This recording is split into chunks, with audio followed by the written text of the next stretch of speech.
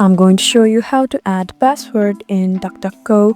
So it's really easy, so let's get right into it. So make sure you have DuckDuckGo downloaded, and once you're in the app, just look at the lower bar where you can see multiple options like fire button, tabs, and three-dot button. Make sure you tap there.